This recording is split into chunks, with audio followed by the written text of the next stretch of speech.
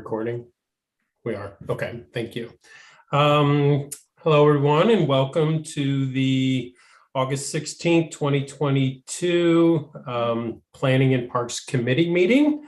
We will start with a roll call, please. Thank you, Mr. Chair.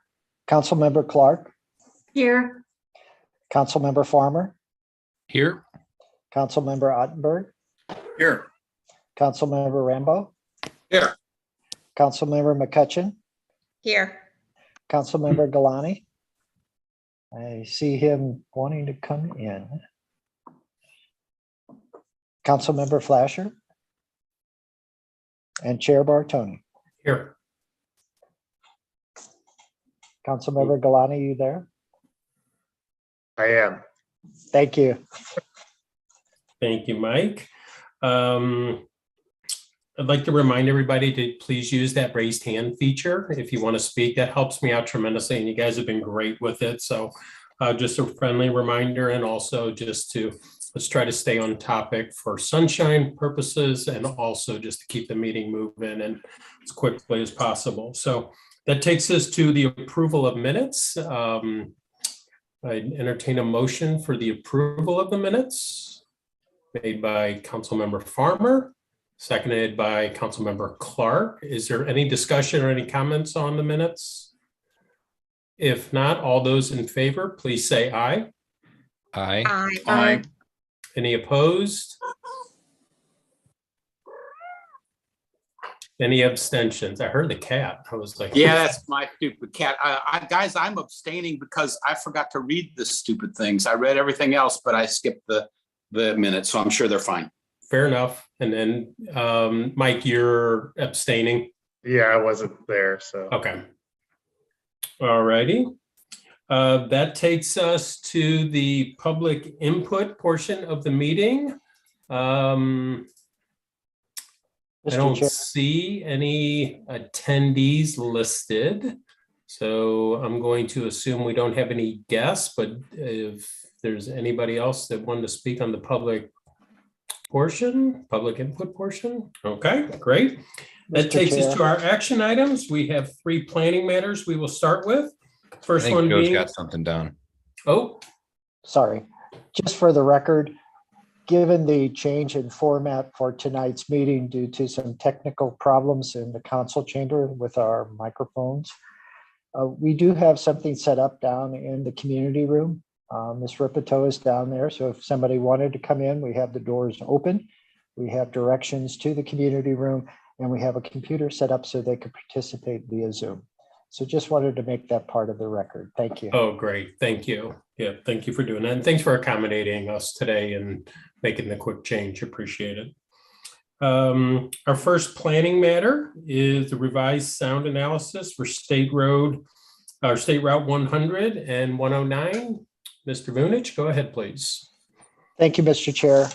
Mr. Chair, members of the committee, as you can probably tell, since you did not receive an email from the Department of Planning today, that we did not receive the promised sound analysis and additional mapping elements for the 2 additional areas. Over the last week, I've been in contact with Steve Thunder, the principal investigator scientist for Acoustical Associates, and we were doing the best we can to pull these things together as quickly as possible. But yesterday afternoon, late in the afternoon, Steve Thunder contacted the department and noted that the traffic counts on Pond Grover Parkway were way out of skew. In fact, they had the traffic counts at the same level, both on the east and west sides of Route 109 as Route 109. And so the model was treating Pond Grover Parkway almost identically to State Route 109, and we discovered that for the most part, those counts needed to be checked. So my apologies. I've passed on that request for the traffic counts to our Department of Public Works. They will work on it. And by September, we will have an accurate set of maps for you to review, as well as the analysis provided by the consultant. So tonight, I do apologize. We did our best.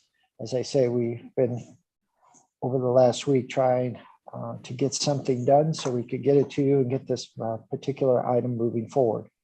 The good news, and this is my final remark on it, is that we have the report by September, and we have the findings for the 2 additional areas along with what we have from the previous analysis. We will still be in ample time for our budgeting process if anything needs to be done at that time. Thank you. Great. So we don't need to do anything tonight then, correct, Joe? Just we'll see this on the agenda the next month. Just admonish me for poor time management, but we did our best. No apology necessary, that's for sure. The next, does anybody have any comments on it while we're on this, or I assume we'll just wait for next month? Okay, great. Thank you, everyone. The next item under planning matters is the residential subdivision escrow process. Mr. Bunich, once again. Yes, and thank you, Mr. Chair. Mr. Chair, members of the committee, this particular item is not for action tonight, but the department thought it was timely to provide you a brief explanation of the escrow process. The reason the department believed it was appropriate is that we have 2 major residential developments in town center that are closing out here shortly. They're not in position yet to close out, but Villages at Brightleaf and Main Street Crossing are down to their final set of lots. There has been a lot of concerns expressed by residents in both of those subdivisions that damaged improvements or improvements that were not installed will be installed, and how to guarantee that. And so I thought it appropriate that you all have at least a little primer on this so that you can answer any questions that might come from your constituents. And in the memorandum, the department specifically talks about why there is an escrow process, and it's certainly very important for residential projects and to a certain degree commercial projects when the circumstances justify such. And really, it's all about making sure that the required improvements as shown on approved plans are installed, and when accepted by the city or the homeowners association, they are according to plan, they are safe, function, and have a certain level of longevity. The whole process is governed by our subdivision and development regulations, and the key component of the escrow process is the deposit agreement. It truly is a contract between the developer and city, and it specifies what the developer is responsible for. And if the developer completes those responsibilities, then the city has obligations in terms of inspections and releases of the escrows that are held. The escrows can be in 2 forms, cash, and we do have some cash escrows, and letters of credit, which is the principal tool that most developers provide to the city as part of such. The items that are escrowed generally come from the improvement plans, our design criteria, the zoning ordinance, and the subdivision development regulations. So we don't escrow for everything. So subdivision information signs, those that announce what the subdivision's name is or will be, and like irrigation, we just don't escrow for those. They're not components of our code, but we do escrow for that list of items that is provided as part of the memorandum. The last couple of items I just want to identify is the inspection process.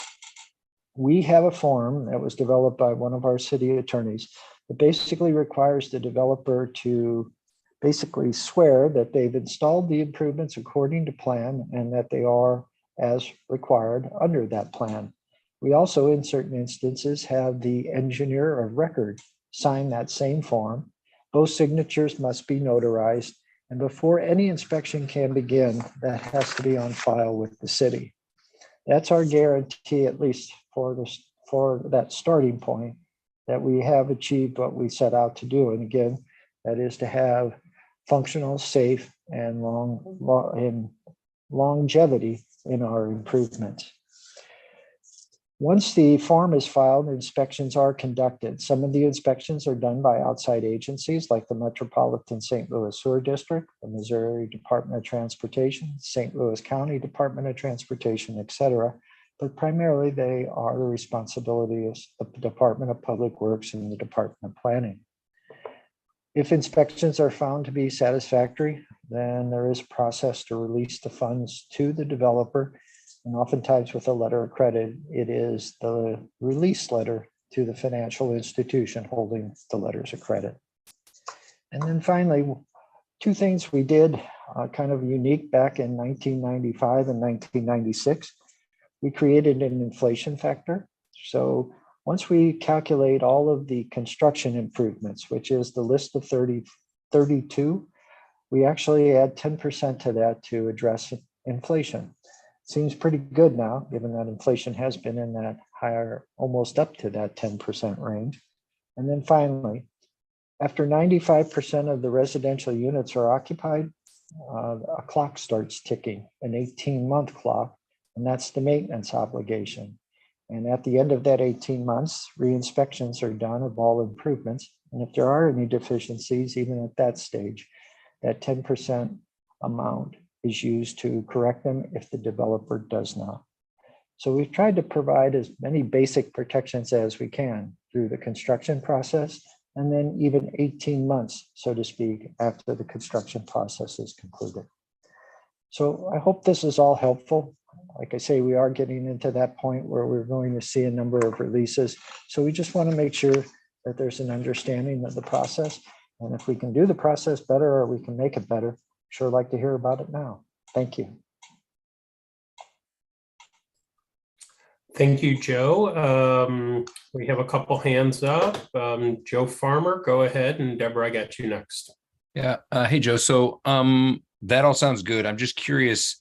I know that my subdivision still has a small amount of money in a account somewhere. I assume that maybe some of the other ones do too. What do we do with that, like leftover money, if there is any? Well, for a while, when we used to do slab replacement, concrete slab replacement, we would use that leftover escrow for that purpose. Again, we can't necessarily give it to the homeowners association because the money was collected for specific improvements and it has to be spent on those specific improvements. And so public streets, sidewalks, detention, retention, those are all areas that we use that fund. Now, saying that, we have set up agreements with certain homeowners associations that have specific projects that are consistent with the approved plans. And we basically, they move forward, do the bidding. They basically have the work done and then they build a city and we basically provide the funds to the contractor. So can you put together, I'm just wondering, because I know my two guys asked, and I'm sure some other people are curious, is there like a list or somewhere we can pull from that something like that would work? Because I know for us, at least, we're always paying for that pond. So that would be, I think we have like $2 or $3 grand left in the bank. That would be a nice little chunk of that. We'll do, certainly we can provide you that. And we also just kind of as a sidebar, besides those escrows that were collected in many instances by St. Louis County, particularly like in West Glen Farms, we also have a lot of grading escrows that developers just walked away from when the subdivision was complete. So we'll put together both the kind of the escrow list as well as the grading escrow list. They're two separate things and kind of let you see what's out there and if there's any way we can put that money to good use. Great. That'd be awesome. Deborah, go ahead, please.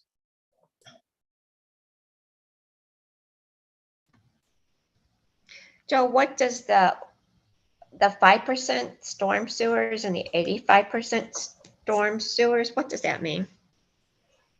So it's a twofold process, Ms. McCutcheon. First and foremost, the Metropolitan St. Louis Sewer District reviews the improvement plans, the construction plans for the sanitary and the storm sewer.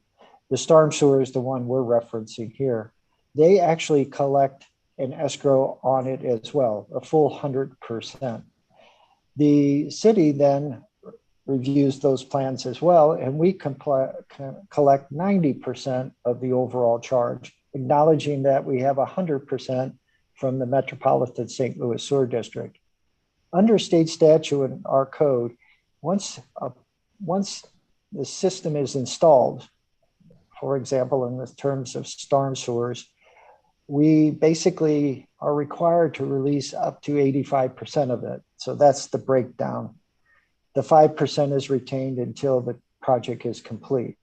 But don't confuse that with detention and retention. We also collect for that. We collect for grading, erosion control, and siltation control.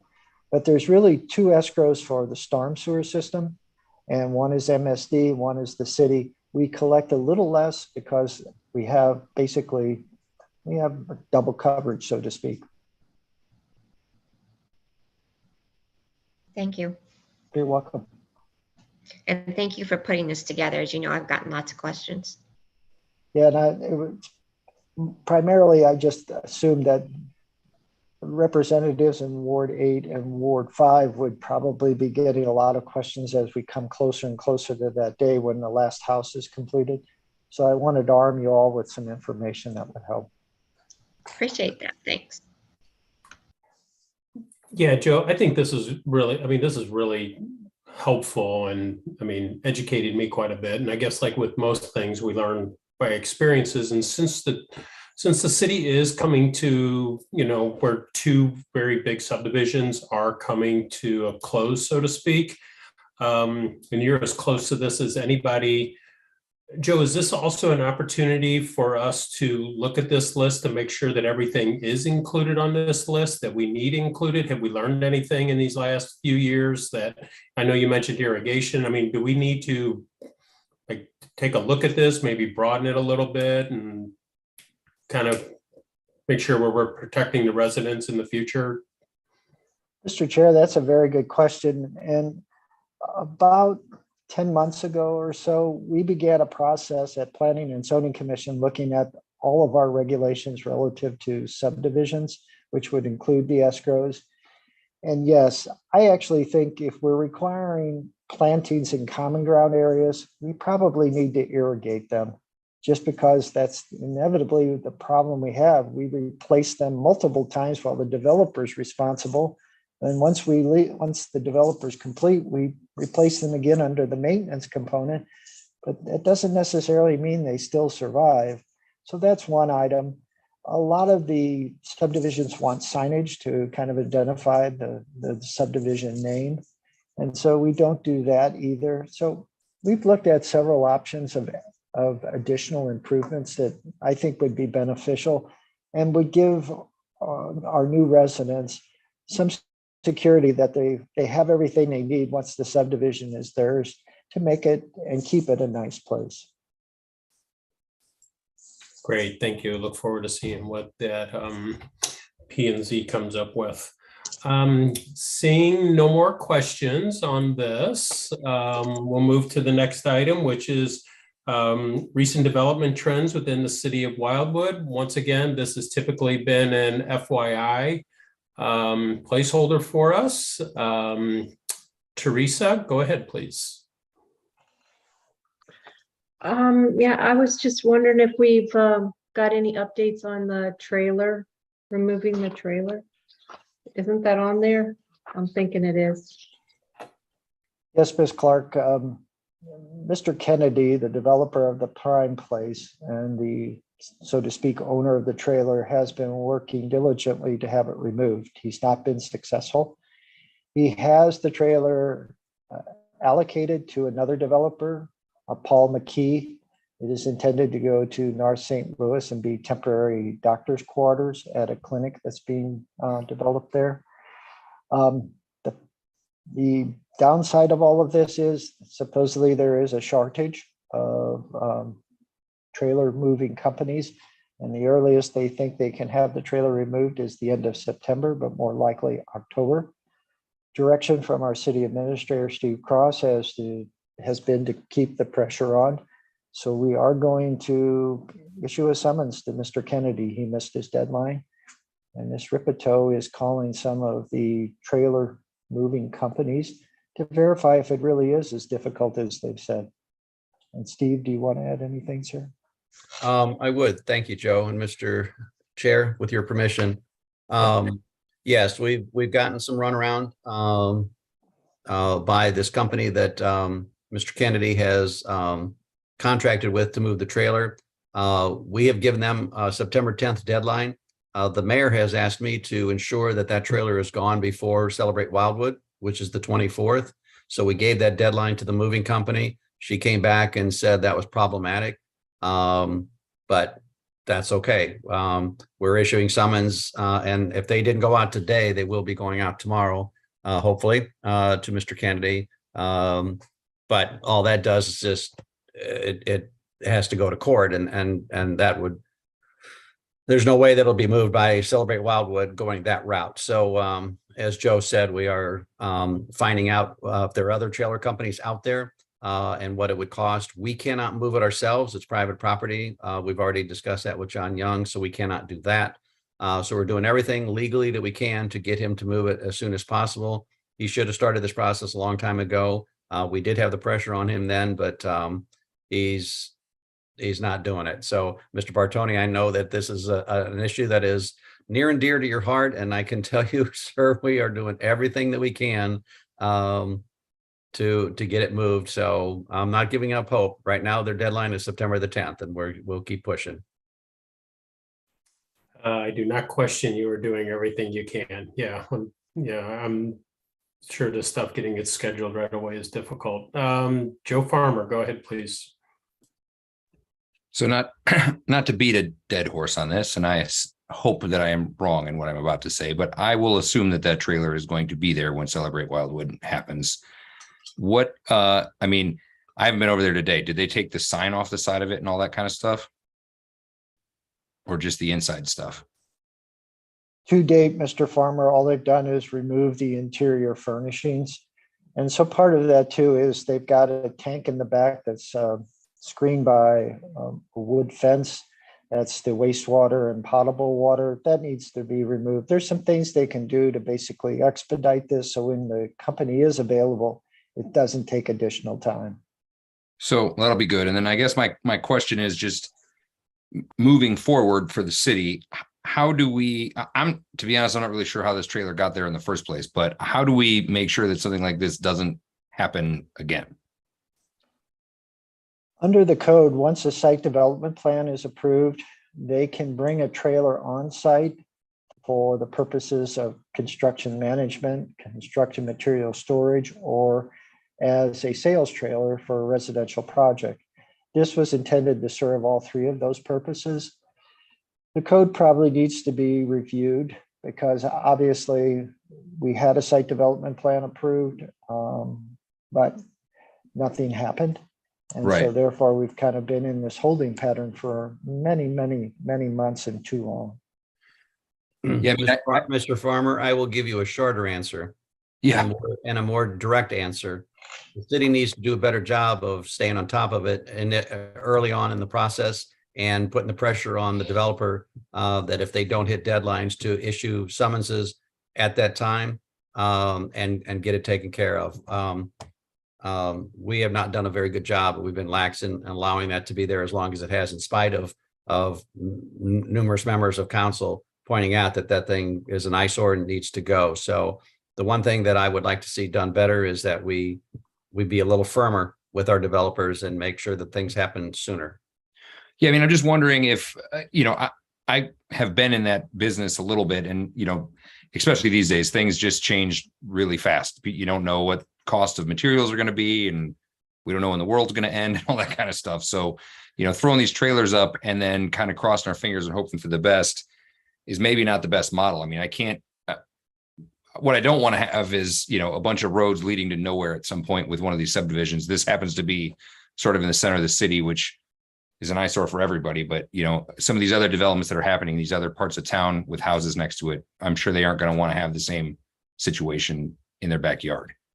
Well, we're hopeful that if the firm that Kennedy contracted with to move it, if they can't get it done, that we're successful in finding an alternative and get it moved sooner by someone else.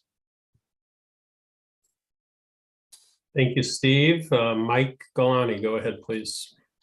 Yeah, going along with what Joe was just saying, Farmer, is, is there a way when we do a site plan approval that we could maybe attach proof of financing approval that they've got to provide within a certain timeline, or to where we've got to see that before they're able to start moving trailers and things like that onto the property. Obviously, they can't start the development until they've got the money. But if they start putting that stuff there and then the financing falls through, or they never got it approved, or, you know, similar to what's happened here, and then we're in this predicament, especially for these commercial developments. Obviously, that can be a major issue. We can certainly look at other options. Part of the rationale here, and again, I'm not trying to justify what the department has done or not done. Certainly, I'll leave that up to others. But COVID hit, and as Mr. Kennedy was trying to obtain financing through a federal program, there just wasn't anybody home to talk to. So there is some extenuating circumstances, but I think Mr. Kennedy knew long before anybody else that the project wasn't going to be funded at the level needed. And that's when he should have probably started the process and came to the city sooner than later. And not only that, but Mr. Kennedy was in discussions with the landowner, who happens to be Mr. Ed Cohn. And Ed notified us a long time ago that that project was in jeopardy, and did not think it was gonna happen. And in fact, is making alternative plans. So, and he was told us, Joe and I, that he was communicating with Mr. Kennedy on a daily basis.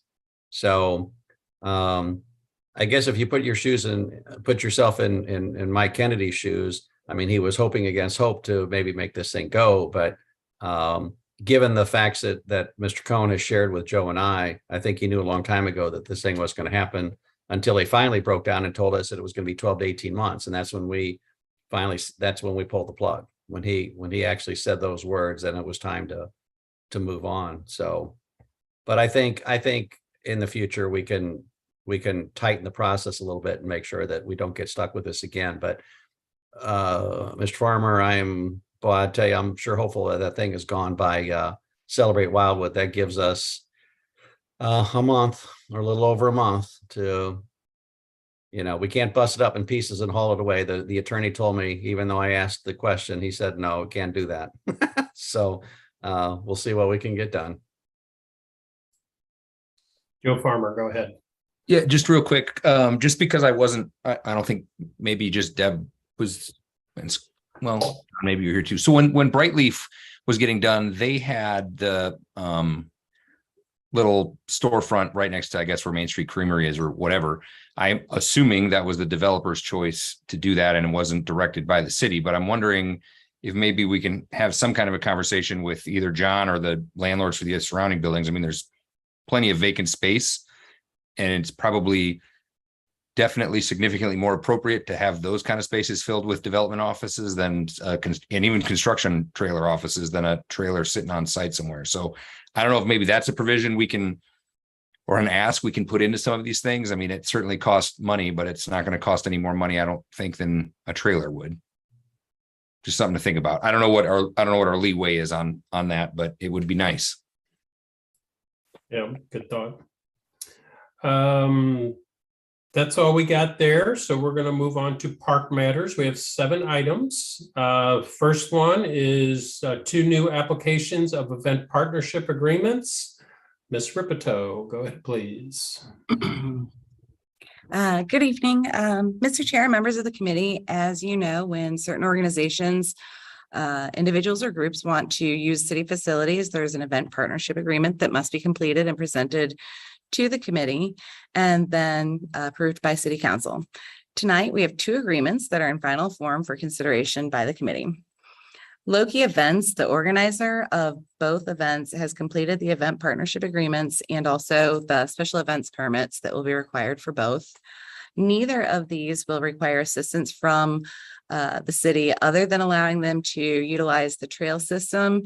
And one event has also requested to use Bluffview Park and the Al Foster Trailhead, both of them for bicycle races.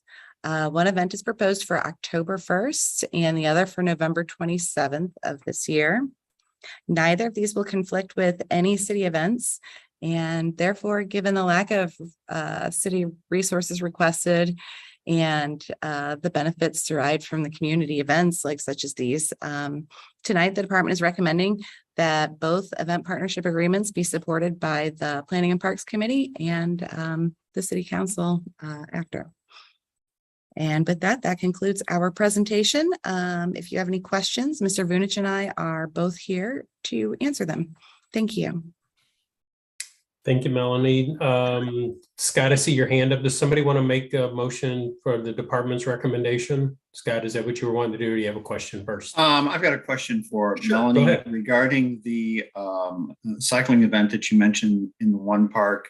You referred to it as a race. Is it a race, or is it just a maybe a fundraising event for some organization, or is it just basically what I'll call a cycling outing where people go out for the day and they're, you know, following on some trails?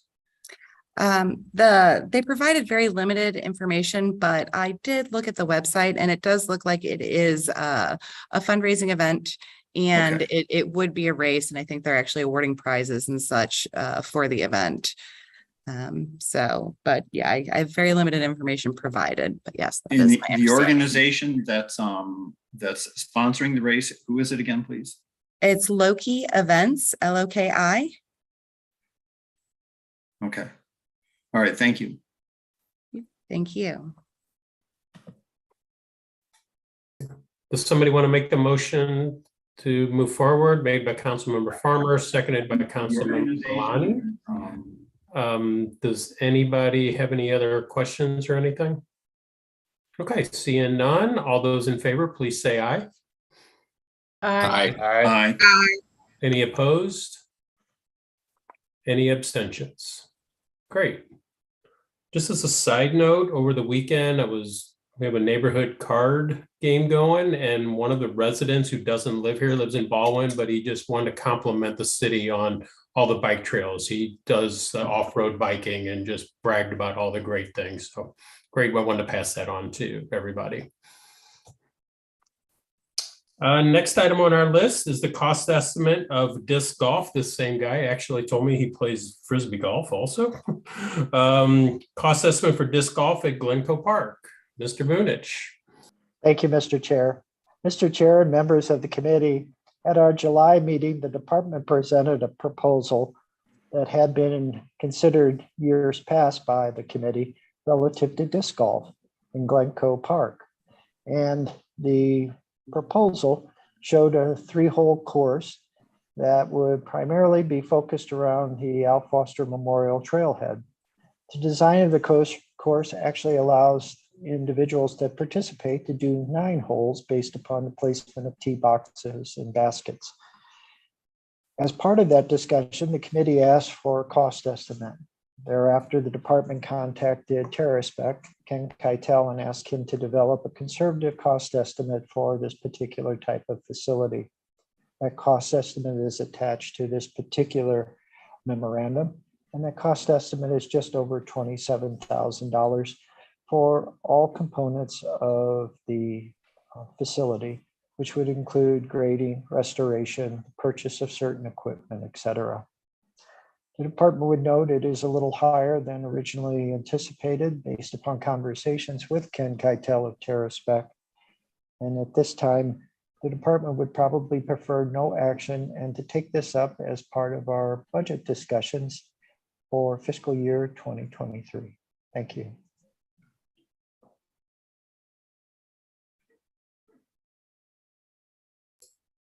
Thank you, Joe. Rob, go ahead, please. And Teresa, I got you next. Sure. Yeah. Thanks for doing this, Joe. The goals looks like they're about $500 per goal. And the rest of it is excavation and so on and so forth. So I think you're really onto something with Gailey. I'm sure he can probably drop the cost dramatically. I wasn't aware that tee boxes with AstroTurf and such were necessarily required. I'm still not convinced that they are. We might be able to start more cheaply and then spend another $5,000 on tee boxes later and so forth. So I think this has some legs. If your recommendation is to delay it, I'm happy to make that motion to delay it until until the budget cycle. But I really think we can get, we've spent more and gotten less on many occasions than this. I've never, if you're in the corporate world, you have to play golf. And so I've played 100 times, but executives being what they are, they're all special snowflakes and they need trophies. And so I probably have 50 trophies, even though my best golf game is probably 120 strokes or so. I think on the whole, Frisbee golf is a much more active thing. And it kind of falls in line with what some of us have been saying about giving more things for kids to do. It's really cheap. They can go enjoy the outdoors and so forth. So I think it should be a priority for us, especially at this cost. So that's my sales pitch. And how would you like that motion to be worded? Just defer it until budget time? Councilmember Rambo, obviously we're at mid-August. We actually start the fiscal year 2023 budget process next month. And so we won't be delaying it too long. And I think it's consistent with what we've done relative to the Harcourt area. Make it part of the strategic plan if the majority of city council members support such, and then talk about it as part of an overall outlay for 2023. If it is included in the budget preliminarily, then we can go out and start soliciting information long before the end of the year. Yeah, so when will our resident survey come out? Because it'd be good to know how much support there is. I mean, my opinion is kind of meaningless, but I do think there's some support. And the Frisbee golf course that I know about in Creekcore Park, that was pretty well used at times. In fact, I found a couple of Frisbees over the years, over there. So there's a lot of kids that use it. We get quite a few calls, surprisingly, for that particular activity. And it's one of those things where it's like, we get calls for like a lot of the skateboarders. The cost of those facilities are in the hundreds of thousands of dollars. So this is an easy one to address. But I think just from the perspective of the department, strategic plan, budget process, and then be prepared in 2023 to move forward. Awesome. Okay, great. Thank you. So I will make that motion to defer this for, is there the time frame or something, or? I think if there's not an objection on the chair's part, we'll put it under not ready for action on the agenda and then just bring it out when we're at a point where we think it's appropriate. Awesome. Yeah, that's what I was thinking also. Thank you, Joe. Okay, thank you, Rob. Apologies. No, Teresa, go ahead, please. Oh, I'm sorry, Teresa, before you go, Rob, is that everything for you? Sorry. Oh, yeah, that's fine. Thank you very much. Okay. All right, Teresa, go ahead, please. Thanks, Chair Bartoni. Yeah, it really is moot issue now, but the listing, it says 6,500 for clearing and demolition. I was just wondering what that means. I will go ahead and second Rob's motion, but if you've got any details about that, what is there some demolition that needs to be done, or is it just like clearing the field?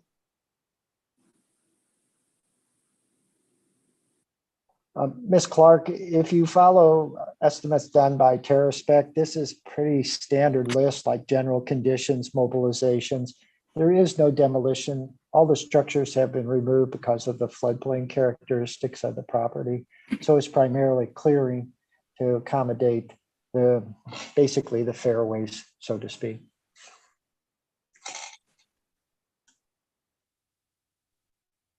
Okay, so seeing no other questions, we do have a motion on the floor and seconded to move this down to the not ready for action items.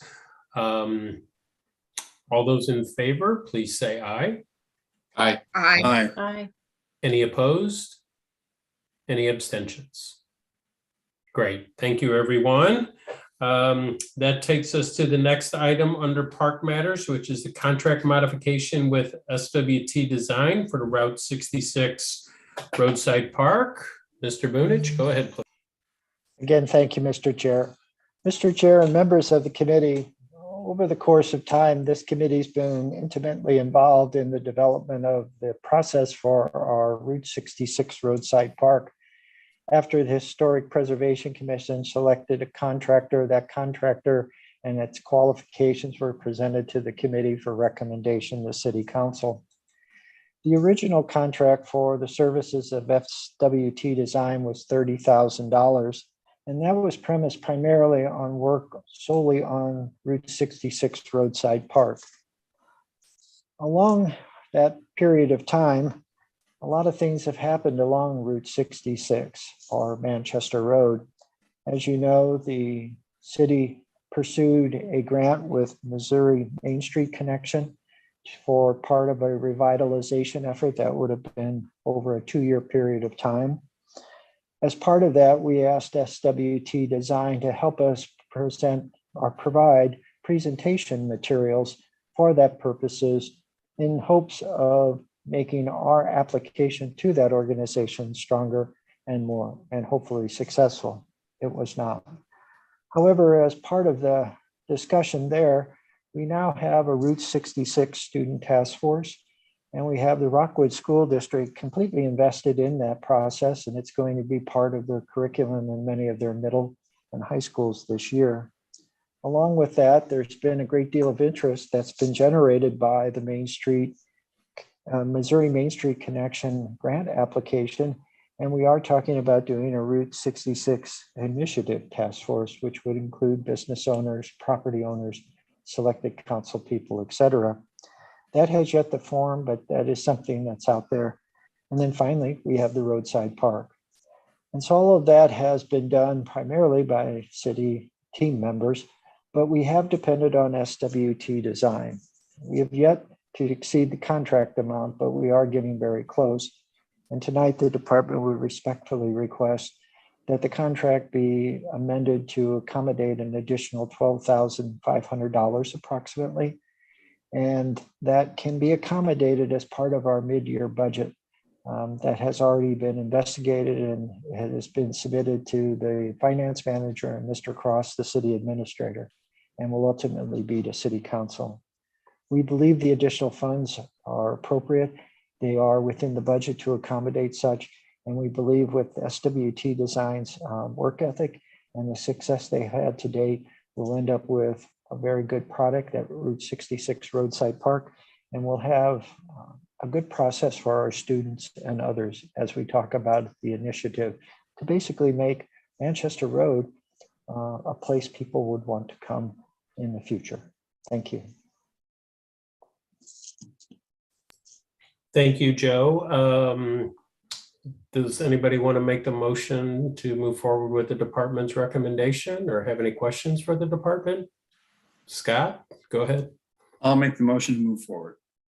Do we have a second? Seconded by Mr. Galani. Got a question from Teresa. Teresa, go ahead, please. Yeah, I think I know the answer to this, but is this on our strategic plan right now listed? I will have to check that for you. We have budgeted it as part of last year. In 2021, we budgeted the funds for the design and conceptual plan for Route 66 Park. So we've had it in the hopper for a couple of years. I don't know if it's on the strategic plan. I just don't remember. I apologize. Thank you, Chair Bartoni. If I could follow up just one. Thanks. I think that we need to look at putting it on the strategic plan if it's not there. Good idea. Any other questions? Mr. Rambo, go ahead. Yeah, real quickly. This is an expensive park, and I agree completely with Teresa.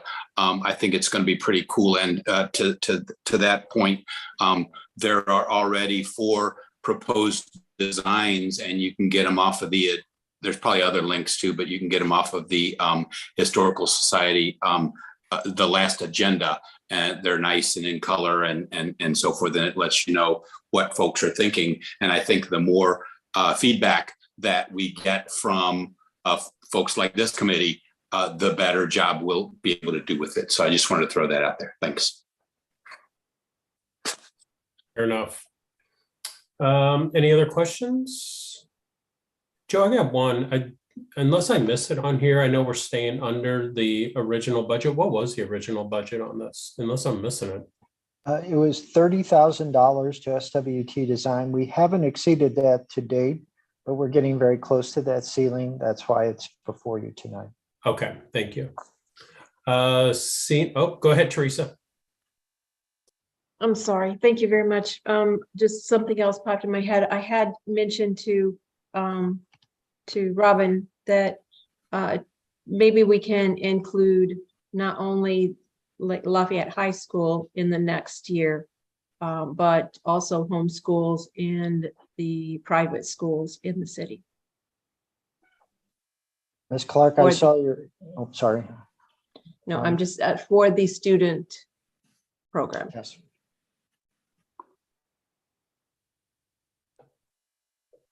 Great, thank you, Teresa. Any other questions or comments? Okay, all those in favor of moving forward with the department's recommendation, please say aye. Aye. Aye.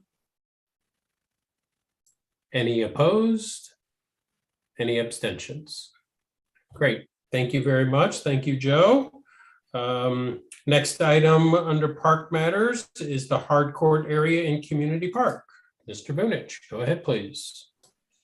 Mr. Chair, with your permission, if Ms. Ripito could share screen, I'd have a graphic I'd just like to share briefly. So, Mr. Chair and members of the committee, at our last meeting in July, we had a conversation about the hardcourt area. And then ultimately that was presented in July to the city council. At the city council meeting, there were questions relating to floodplain, amended soils, and certain drainage issues. The department was requested by city council to investigate those three areas, and the department committed to having one of our consultants, in this case Todd Wagner of Wagner and Associates LLC, to investigate those areas and either verify if it was a solid design or a design that was lacking. First and foremost, the question of floodplain. The department investigated this as well as Ken Keitel with TerraSpec, and there was a drafting error. Tonight, you're seeing the revised plan, and you can, from the visual, you can see that the floodplain is fairly narrow in that particular area, and the improvements are out of the floodplain area and actually meet the 50-foot setback that's required from the top, from that basically that 50-foot distance, or in this case, top a bank. Todd Wagner identified the drafting error, and again, we corrected that based upon his information and the questions from City Council. The second item is amended soils, and that was a little bit more difficult. Mr. Wagner is not necessarily an advocate of amended soils. He prefers vegetative buffers. In this particular case, though, the Metropolitan St. Louis Sewer District, which will review and act upon these plans, do accommodate amended soils and have specifications and requirements for such. There does not appear to be in their manual anything for vegetative buffers. I want to emphasize that amended soils are not stripping the existing soil from the ground. The amended soils are brought to the site, they're placed on top in layering, and then it is all tilled together and then ground cover reestablished. The park designer and the department are confident that this particular approach will work and avoid having a traditional detention or retention basin in place. One of the items that can be considered is to basically support the amended soils by a vegetative buffer. I would argue in this particular case, as part of the extension of Pond Grover Parkway west of Route 109, and a tributary was disturbed. The Corps of Engineers required mitigation, and part of that mitigation was the establishment of protection in Community Park of the Bonham Creek of Bonham Creek and the trees and buffer strip along it. So when you go into the Great Meadow, you see white signs that basically say protected area. So not only will we have amended soils, we already have the vegetative strip along the edge of the creek. And from that perspective, the department feels like we're addressing the concern appropriately. Finally, Mr. Wagner did identify that there is a low spot in the sidewalk that would provide access to the cord court area. I would fashion it as something like a low water bridge. It's intentional. The amount of flow is limited, and to basically put in a pipe and elevate the area, there is a cost, and we were trying to save cost. But certainly that's an option if the committee would like it added. Mr. Chair, those are the responses to the questions that came out of City Council. I wanted the committee to see the responses first, so thank you.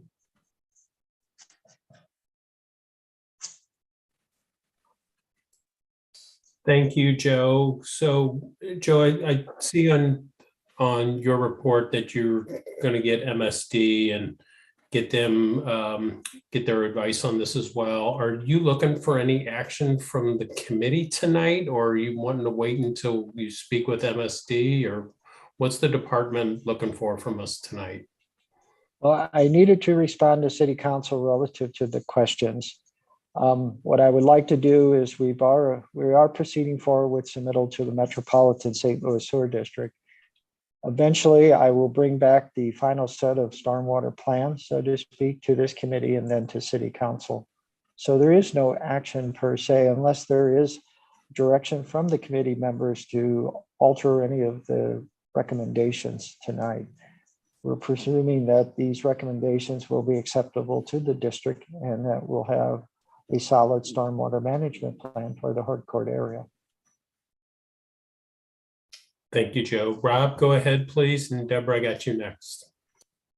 Okay, thank you. Yeah, I'm going to give up on this. I don't think we're terribly vulnerable to flood, even if those courts do flood. And my concern was the future of the Bonham Creek watershed just upstream of Pond Athletic Club, especially if we're talking about the reserve. I think everyone understands that. In addition, the area, I don't know about the area that Mr. Vunich was referring to, but I do recall a plan for a large ditch there in the future that we were going to rip wrap the sides of it and take out some trees and straighten the creek and so on and so forth. And that was the reason for my concern as well. And so I started this ball rolling. I think that Mr. Wagner stated some concerns, and we're not necessarily following those concerns. I'm not clear on why we're not. Is it just if it's just a means of saving costs or whatever? But column 2 was his recommendations, and column 3 were sort of the responses. But the responses don't exactly cover what Mr. Wagner was recommending. And so if everybody else is fine with that, I'm fine with it as well. I'm not trying to stir up trouble here, but I will say that that amended soils, they can be biological. There's 10 different kinds of adulterants you can put in, from wood chips to straw to whatever. They last varying amounts of time and provide absorptive capabilities for 2 years or 20 years, but eventually they go away if you don't maintain them. So we have to consider some budgetary mechanism for the maintenance, whatever is required. The other type is sort of a technical or mechanical type, and it's like actual mats of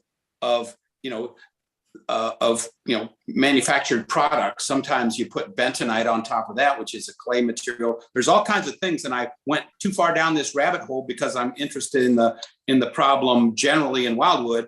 I'm not sure we're doing any damage here, but my hope was that we could do something to actually improve the absorption in that area. I'm not 100% convinced that we're doing that, but I will. Joe, if you are, then I'll shut up. Well, certainly 100% is a high standard, and I would never say I could necessarily guarantee that high standard. Councilmember Rambo, of the three items, we have corrected the error in the floodplain line as identified by Mr. Wagner. The third item, the low spot in the sidewalk, certainly we can change that. That's just a cost saving measure given the amount of flow that's anticipated. It's minimal. And certainly from the perspective of the department, if we can save money there, it's just money we don't need to spend. I agree. I was talking about the second thing as you're leading up to. And the second item is one that I disagree with relative to Mr. Wagner's comments. There is no standard, so to speak, by the Metropolitan St. Louis Sewer District for vegetative buffers. At least I couldn't find one on their website relative to all of the Clean Water Act requirements, phase 2. I believe in amended soils. We've used them before. We have them in place in many of our roadway projects as well as in community park. Suffice to say, we're going to ask the district to take a look at it as well and give their opinion. And ultimately, that's the opinion that means the most. But certainly, if they reject amended soils, we'll move to a different approach. But I feel between the amended soils, the limited amount of impervious surface, and the existing vegetative buffer that was required for the other project along Bottom Creek, I think we're doing as much as we can within reason. Okay, that is definitely good enough for me. The part of the fear is MoDOT, for example, they have tried and true methodologies that don't work in our new, erosion control regime. And I think MSD may be behind the curve on some of those things as well. That's my fear, because we go to them as experts and they may have, some older engineers that don't believe that the climate is changing and those kinds of things. And, I'm trying to forestall that. But if you're comfortable, I'm comfortable. Like I said, I don't think there's much exposure, and we are good to go. Thank you. Thank you, Rob. Deborah, go ahead, please.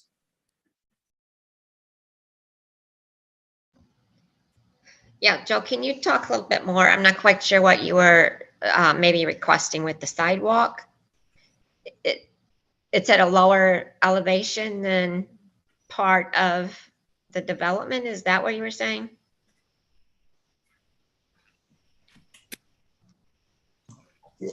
Somewhat, ma'am. For the most part, we're using existing parking spaces that are at a higher elevation than the hard court area will be, relatively speaking. So the sidewalk will drop in grade to accommodate ADA purposes. And there is a segment of that sidewalk that goes through a little drainage area. And instead of putting a pipe in and having the sidewalk poured over the pipe, we were intending to just let the natural terrain address it and not add the pipe, save costs. And then there would be times that there would be some drainage over it during a rainstorm. But after that, it would dry up and function as a sidewalk again. Did you mention something about a bridge? Well, I guess the pipe would act as a bridge, so to speak, for the sidewalk. But again, we're just trying to be cost conscious in this case, because obviously the hard court area is a little more expensive than we all thought as we started this discussion. Okay, thank you for the clarification. Yes, ma'am. Thank you, Deborah. Any other questions for the department? Okay, so no motion is needed. So look forward to the follow-up on that. Thank you, Mr. Bunich. Next item on our list is the swing set at Anniversary Park. Melanie, go ahead, please. Thank you, Mr. Chair. Mr. Chair and members of the committee, as discussed at a previous meeting, the Department of Planning was contacted by a resident that expressed concerns regarding the lack of shade near the swing sets in Anniversary Park, and was hoping that the city would consider placing a shade structure over the existing swing set. After consulting with the designer of Anniversary Park, the department concluded it would be more expensive, and given the age and design of the existing swing set, didn't make sense to retrofit the existing swings, and therefore provided 3 bids for swing sets with shade structures at the June meeting of this committee. Although the committee was in agreement that replacing the swing set made the most sense, a few clarifications were requested prior to providing recommendation to City Council. The first question was in regards to the cost discrepancies between the 3 bids, because they were pretty significant. So the department again contacted the parks designer, who explained that these bids were based on structures that the companies already had readily available. They've already been designed and engineered, and so therefore they're not based on a single set of bid standards. And it's kind of like comparing apples and oranges. The design, engineering, structural components, and also branding contribute to the variation in costs. That being said, and probably most importantly, the park designer did express confidence that the structure with the lowest bid is safe, functional, and durable. So that's worth noting. The second question was, if the low bidder was selected, what would be the lead time for delivery and installation of that swing set? Fry, the low bid, said that it would be an estimated 16 to 20 weeks, so 4 to 5 months, probably putting it January-ish, maybe February. And we also looked into Hutchinson, the second lowest bid, and they said that they could probably have it installed by the end of March of 2023. Additionally, although information wasn't specifically requested at the previous meeting, there were also discussions regarding other methods of providing shade that the department did look into, such as shade sails or trees. The shade sails would be substantially more expensive than the low bid for the swing set. And given the age of the swing set, it seems like it would make more sense to replace the swing sets rather than going with this alternative. Additionally, although the department would be supportive of planting more trees throughout the park for shade, it would be more of a long-term solution and would not address the current problem. If the committee would like to consider this longer-term solution, the department can engage a park designer and/or landscape architect to identify locations, species, and planting patterns for your review. So tonight, the department is presenting again to the committee for its consideration and direction the low bid from Fry Recreation Equipment for installation of the new swing set with the shade structure at Anniversary Park for $15,615. Additionally, the department is also seeking direction regarding the consideration of adding additional landscape for a longer-term natural shade solution at the park. And with that, that concludes the department's presentation. And I hope that this additional information provides further clarification. However, if you have any questions, Mr. Vunich or myself are available for any questions you may have. Thank you. Thank you, Melanie. Scott, go ahead, and Teresa, I got you next. Thank you, Chair. Just a question. Is it possible to give us a brief description of the swing set that would be provided by the lowest bidder? In other words, like how many swings are there? Just a rough idea of what the setup would look like. I believe that it's just 4 swings, but I would defer to Mr. Vunich for further clarification. Councilmember Ottenberg, it's 2 regular swings and 2 tot swings. So Ms. Rupito is correct. It's a total of 4. Thank you. There are photos. We have photos. Is that the photo that's provided in the material? Melanie, can you share that screen? And Yes, just one moment.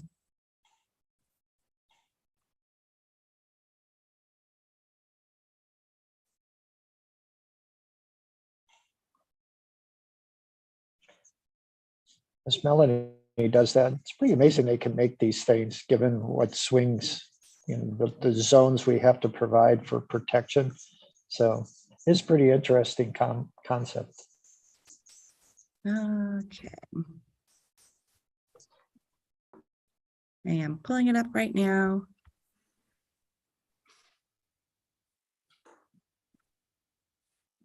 Okay, just one second.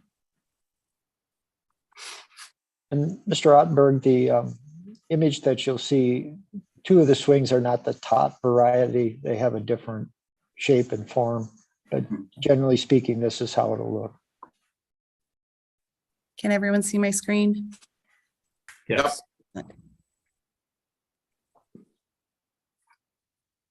Thank you very much. Thank you. Now, with the chair's permission, I will go ahead and make the motion that we proceed with this. Absolutely. We have a motion on the floor to move forward with the department's recommendation and seconded by Councilmember Farmer. Teresa, go ahead, please. And Rob, I got you next. Thank you. When I brought up about the trees last time and planting trees for shade, I really wasn't promoting any instead of the swing set with the shade over it. It was just in addition to for areas that in the long run, if we plant the trees now, maybe we won't have to do this again later. And maybe even we should look at a longer term and just assess the different parks, playgrounds, so that we can be ahead of the game and have trees planted in areas that will shade. Just trying to clarify what I brought up last time. Thank you, Teresa. Rob, go ahead, please. Yeah, I agree completely with Teresa. Joe, Anniversary Park, did it, how was it built? In other words, we plant trees all the time in clay basins and the trees die multiple times and then we finally give up and it costs thousands of dollars for these, crappy little trees that never go anywhere. And so I think we probably should have, we're going to need more shade in the future, especially for kids. I think we probably should look at virtually all of our playgrounds and see what the shade conditions are like and be proactive, as Teresa suggested, because it would only take a couple of fast growing trees that I wouldn't normally recommend, like silver maples and stuff, that would shoot up and in a decade start providing some very useful shade. And it wouldn't be that expensive because they're cheap, trashy trees, but it would be, a very good move for us. And so I wanted to throw that out there, that maybe we should broaden your examination a little bit to include some of our other parks. But as far as this one goes, can we get trees to grow in Anniversary Park, I guess is the question. Councilmember Rambo, certainly. We actually planted all of the trees that are there now, and they've done very, very well. So I believe it's a kind of a combination of factors. That is one of the few parks we irrigate, and it is also floodplain soils. There were actually good soils there. Okay.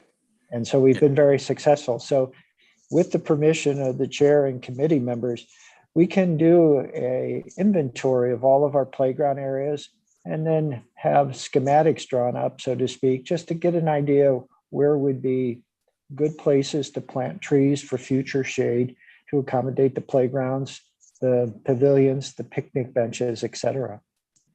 Yeah, just a couple. I mean, we don't have to go nuts. I don't think it would be very costly, but one of the things that little child friends of mine love about Community Park is the shade trees that are smack in, right in with the playground equipment. It's just really, really nice. So thanks for that. Appreciate it.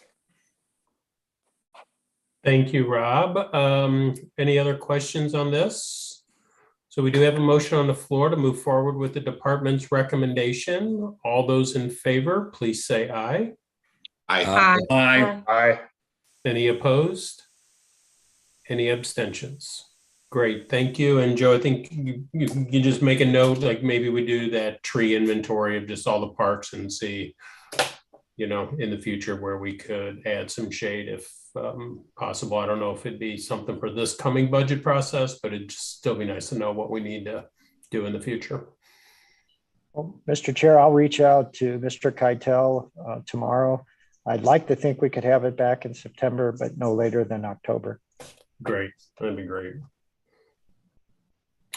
Okay, that takes us to, and I'll kind of do these in unison. The next two items on our list is the in-person virtual recreation programs and then the facility reservation and an event registrations. These have typically just been FYI items in the past. Does anybody have any questions for the department, for Joe or Melanie on either one of these? Teresa, go ahead, please. Yes, on the Celebrate Wildwood, the event. Do we know how we are going to hand out candy from the golf carts? I just am a little concerned because of last year. Well, Councilmember Clark, I can assure you that the co-chair of the Wildwood Celebration Commission, Mr. Garitano, has spoken on multiple occasions at our meetings about that. Chris Nager and Stacy Chansky, our recreation specialist and superintendent of Parks and Recreation, talked to Pat McDermott, captain over at Metro West, who's very involved in the Rotary and organizes the Baldwin Days Parade for many, many years. So we're kind of calling in some experts to help us do a better job of keeping the parade moving forward, but allowing you to reach your constituents and hand out candy. So hopefully sometime in early September, I'll have an answer for you. Fair enough. Good luck getting an answer that pleases everyone. Any other questions on these items? Great. We do not have an executive session planned. Just open it up. Anything miscellaneous? Deborah, go ahead, please. We lost your video though. Sorry, I don't know There you where, are. there you go. So mine, Joe, I'm sure you're getting tired of me asking this question, but can you give me an update on the Birch Forest turnaround? Do we have any better idea of when this is going to get moving?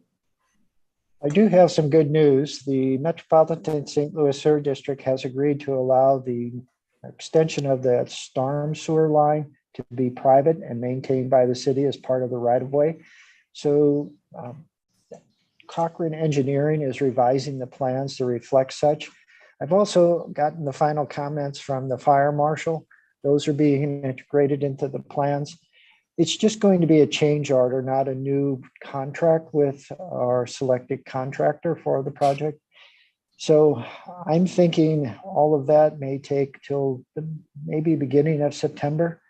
And then from September, as soon as we can get the contractor back on the job site.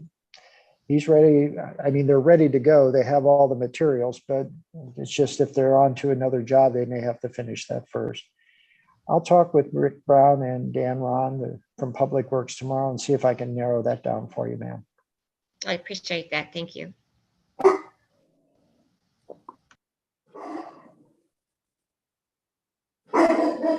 Thank you, Deborah. Rob, go ahead, please. And Scott, I got you next. Or before, I'm sorry, Rob. Deborah, you still do you have something else? No, there you go. Okay.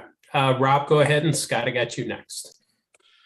Yeah, forgive me if I'm the only one in the dark here, but Mr. Vunich, could you please give me a brief status on the purchase of that small lot in Glencoe? With the assistance of Mr. Cross and Mr. Young, we have completed it and we now own it. And it's a proud part of Glencoe City Park. So thank you for your all support. Awesome, thanks. Great, thank you. Scott, go ahead, and Teresa, I got you next. Thank you, Chair. I just wanted to offer a reminder to everyone that the Tour de Wildwood cycling ride is scheduled for Sunday, October 2nd. And there will be a 50-mile ride for those who like a challenging route and a 28-mile ride for those who like a less challenging route. Lunch will be provided at the end of the ride. There will also be a raffle for a bike to be given away. So it'll be a great opportunity for cyclists to go out and enjoy Wildwood in the fall, because the route will take everyone through Rockwood's Reservation, Babbler State Park. And if any of you have constituents that you know have a strong interest in cycling, please let them know about this event. Thank you. Thank you, Scott. Good reminder. Teresa, go ahead, please. Thank you. Mr. Venish, do we have any updates on the Old Slave Road? What's the next step and when is it going to happen? And are we going to have, no, I'll just let you answer that. Thanks. I'm going to defer to Mr. Cross. He had recent conversations on this matter. Thank you. The steps that have been taken, it was at admin PW. A vote was taken to change the name. However, one of the members of admin PW asked for me to reach out to the members of the church and get their opinions as to the name change. So Rick Brown and I spoke to the chairman emeritus, or I'm sorry, the pastor emeritus of Union Baptist Church, as well as the current pastor, and we got their input. I summarized that in an email to the mayor and to Chair Garitano of admin PW, what took place. So the mayor is somewhat involved in this process as well. It would go back to admin PW. I believe that that'll be up to Chair Garitano to find out the next steps if we need to report back to the committee on what we found out from the two gentlemen that Rick Brown and I spoke with before it ends up going to the council. There is a bit of concern in terms of the process and what occurred. There was an article in the Post-Dispatch that some had a little bit of heartburn about. So it's kind of up in the air right now in terms of where that stands.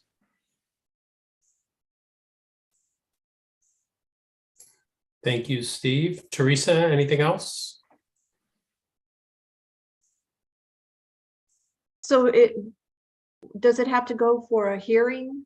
I'm confused. I thought that the last thing I heard, it had to have a hearing and then does it go directly to council after admin public works?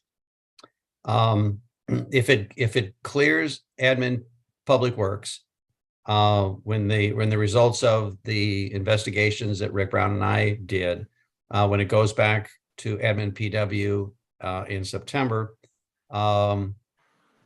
we'll have to see what the final action is from that committee. If it passes the committee, then it would go to the full council. In the process does not include a public hearing. A public hearing for this is not required. However, it was pointed out by the current pastor that the residents in that area are some of the folks would very much like to have a public hearing so that they could voice their concerns. Because both pastors, the pastor emeritus as well as the current pastor, pointed out that they don't speak for the congregation. The current pastor did have a meeting with a couple of the elders of the church and got their opinion, but they did not meet with the entire church. So it would be their desire to have a public hearing, but rather that the process doesn't require that.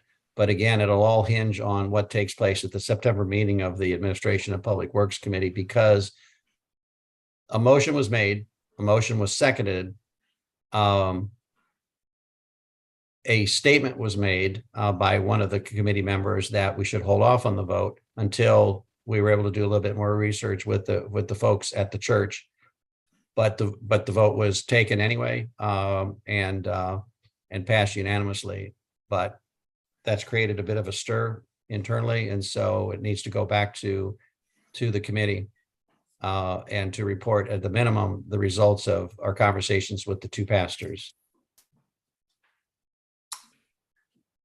Thank you, Steve. Teresa, I see your hand still up. You have a follow-up? I do, just a short one, and not for debate, of course, but just I guess I'm just gathering from what you said, then there is some opposition to having the name change of the street still, even though the petition was signed by all the residents, correct? Correct. Thank you, everyone. Seeing no other hands up, I would entertain a motion to adjourn. Made by Councilmember Farmer, seconded by Councilmember Galani. Non-debatable. All those in favor, please say aye. Aye. Any opposed? Any abstentions? Great. Great meeting, everybody. Joe, Melanie, Steve, thank you for all you do for us. It was a good material. Thank you, everyone. Have a good week. See everybody Friday. Have a great week.